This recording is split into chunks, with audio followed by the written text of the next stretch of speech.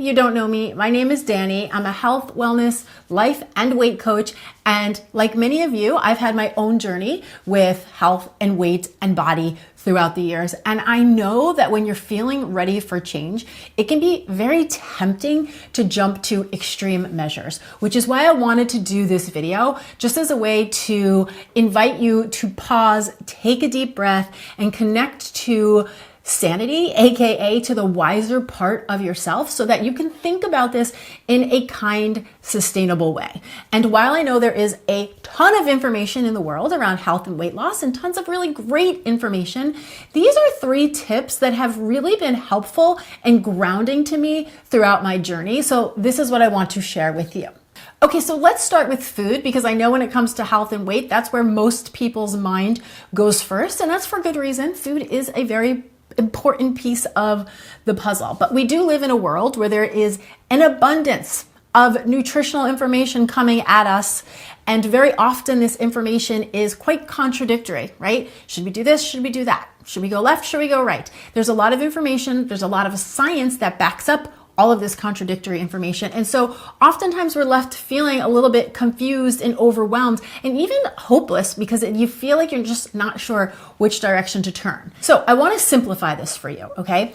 If you read all of the nutritional books out in the world, right? If you were to read every single one with all of their different opinions and different angles and different spins, what you will see is at the core of these books, there is a tie-through message that kind of weaves them all together. And here's what that message is. Eat an abundance of vegetables. Prioritize high-quality proteins and healthy fats, and then enjoy slow-digesting, high-quality carbohydrates like fruits, vegetables, whole grains in a way that works for you, your lifestyle, and your body. And you want to do all this while minimizing highly processed flour, sugar, and oil. That is the core message that comes through all of these different dietary approaches. And I really want you to get or to see or to accept that it doesn't have to be harder than that. My way of saying this is focus on real, whole, unprocessed foods as close to their natural state as possible most of the time. When you go back to the basics and you're focusing on real, whole foods, I truly trust that every single one of us, if I gave you 2 different plate options, you would instinctually know on some level which is the more nutritious option, right? But again, what happens is we collect so much nutritional information in our minds that we get stuck in our heads and we stop connecting to our bodies, right? We over-intellectualize food, and then it feels very confusing and very hard. If you've ever jumped on or chased down a crazy diet, you know exactly what I'm talking about, right? Like eating cheese and bacon, but not touching an apple, or never eating real whole food and only eating the little prepackaged foods that come with the system, right? It's like we literally disconnect from our own sanity and our own inner knowing, and we jump to these extreme measures, and that is a result of just truly wanting some type of answer. But what I want to encourage you to do is just come back to the basics. This is truly the tool that has helped me throughout the years, and so it's what I want to offer to you. And that's really what this channel is all about. We have tons of real, whole, healthy recipes to help support you on that journey. And don't forget, I have a cookbook coming out in the spring as well, which you can pre-order. So I'll leave that down in the description box as well. The second tip that has really helped ground and direct me throughout the years is understanding that food is not always what needs our attention, right? Now, I am not denying that food is a very important part of our health and weight journeys. It absolutely is. But if you ever find yourself eating when you're not physiologically hungry, or wanting to eat when you're not actually physically hungry, this is no longer a conversation about food. So keeping your attention on the food is keeping your attention on something that is actually not the problem, right? So trying to control or manipulate or, restrict the food that you eat without understanding the underlying desire to eat that food, it's not going to help solve the problem. We need to understand what we are actually feeling hungry for, right? Because often feelings, emotions, they are desires that can easily be mistaken for hungry, right? I feel lonely. I feel overwhelmed. I feel afraid. I feel angry. I feel bored. I feel confused. I feel doubtful. I feel worthless. I feel hopeless. You name it. All of these emotions can create a feeling of hunger, because hunger is like a desire, it's a drive, and there is a desire inside of you for your own attention. Something inside of you needs your awareness, and turning to food will not solve for that. For many of you, myself included, you grow up not realizing that emotions, a whole rainbow of them, is completely normal and they are all completely safe, right? And so what happens if you believe that you're supposed to be like shiny and happy all of the time, when you feel negative and or uncomfortable emotions, you tend to look in a different direction, or you try to solve for them with something outside of you, right? In this case, food, but it could be alcohol, it could be work, it could be over shopping. There are a lot of things people do to distract themselves ultimately from themselves. But what we have to remember is that our emotions are like little messengers, and they hold information for us about us. And if we constantly try to sidestep them or numb them out or buffer them by eating a bunch of snacks, we never get to receive that message, right? And therefore we never really get to understand what we are experiencing and what we are truly needing, what we are truly desiring, or what we are truly feeling hungry for. And this is really important to know and to see and to understand, because this is a practice of learning how to allow and process emotion. And it truly has absolutely nothing to do with food. And so when we stay focused on the food, you feel really out of alignment and really off track, because technically you are. And so people end up feeling like, they have like willpower problems, like they can't control the food or the eating, but that's not the case, right? It's not about the food. This is not a willpower conversation.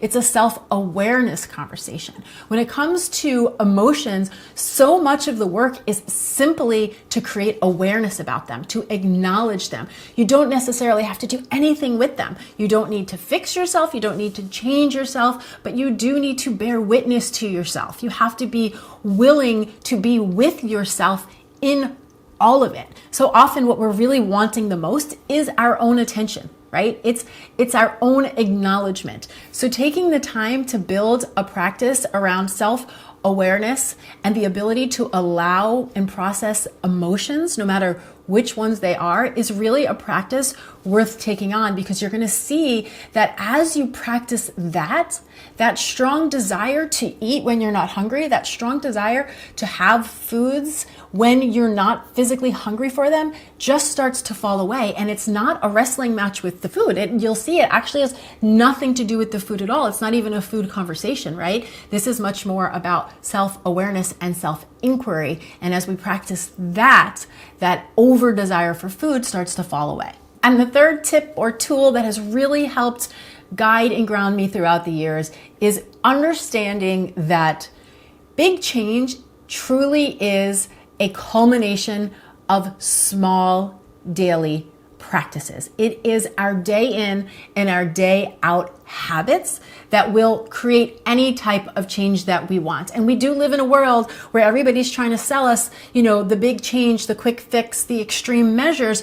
But as you know, if you've ever tried any of them, it does not work. What matters is each individual decision we make day to day to day to day. I love the quote that transformation is a decision, not a destination, right? It's what we are doing here, and it's what we are doing now, and it's what we are choosing moment after moment after moment. Our brains need direction, especially when we want to do something different, right? That's why creating small daily habits is where the party is at, right? You have to direct your brain towards what you are wanting to do, what you are wanting to practice, who you want to live into or step into. So I find it really helpful to just step back and just ask yourself, what is one or two things that I know I could be doing right now that would help move me towards my goal?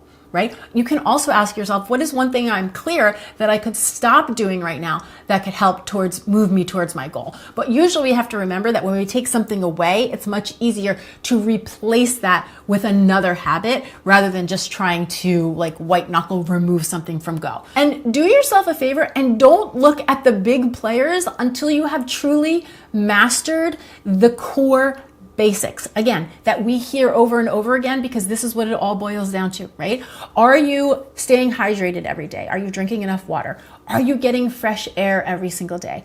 Are you walking and moving your body every day? Are you getting that 8 to 10,000 steps per day? Are you prioritizing vegetables and high quality proteins and healthy fats in your meals? And most importantly, are you getting enough rest? Are you getting enough sleep every single night? Look at those basics before you jump to the extremes. If you have not mastered those habits in your every single day life, I would start right there. I would pick one or two of those things and begin to strategize, begin to practice how you can create this as a part of your being, how you can create this as something that you do every single day. Because if you're doing those 5 things, you have a really strong base to build off of. And if you're not doing those 5 things, just remind yourself, like, let's start with the basics. Remember, the key here is to do things in a kind, sane, sustainable way. And the basics are always a beautiful place to start. And if you're ready to do a deep dive, you want more support, this book right here, Atomic Habits, is a fantastic read. It's written by James Clear.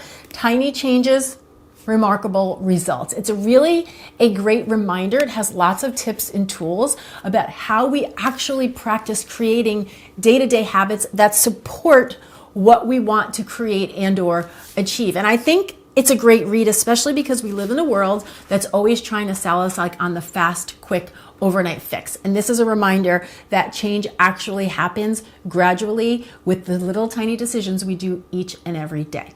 And for those of you who really want to take deep dive in their weight journey, I also have a 6-week digital course. It's called The Don't Diet. And it's all of the tools and tips that I practiced on my own journey to help you take a kind, sustainable approach to your weight and health goals. So if that's something you're interested in, I have a link down in the description box below. That will be opening again in the near future. So I would love to support you if that's something that you're looking for.